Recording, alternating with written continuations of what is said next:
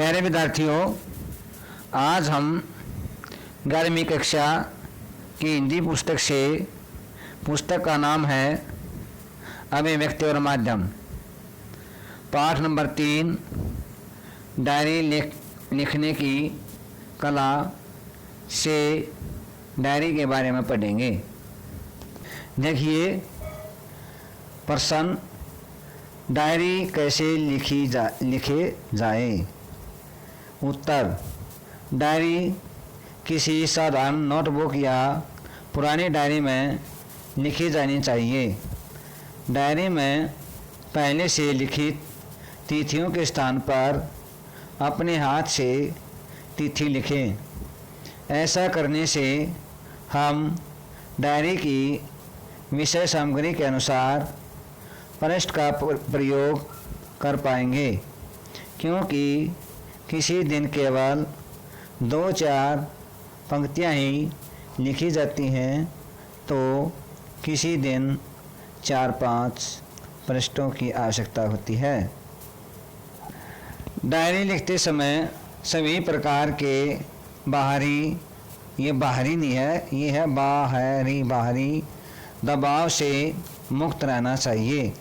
अपनी दिन भर की घटनाओं, मुलाकातों, विचारों आदि में से कौन कौन सी आपको डायरी में लिखनी है या लिखने लायक समझते हो तथा किन्हें आप भविष्य में भी याद रखना चाहेंगे, यह विचार कर लेने के बाद ही उन्हें लिखें। अगला है, डायरी हमें यह सोचकर लिखनी चाहिए कि वह किसी और के द्वारा नहीं पढ़ी जाएगी। यदि हम किसी और के द्वारा पढ़वाने की बात सोचकर डायरी लिखेंगे तो उसमें निष्पक्षता अथवा स्पष्टता नहीं आ पाएगी।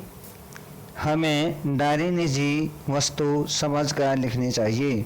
अगला है, यह आवश्यक नहीं है कि डायरी शुद्ध साहित्यिक भाषा में लिखी जानी चाहिए।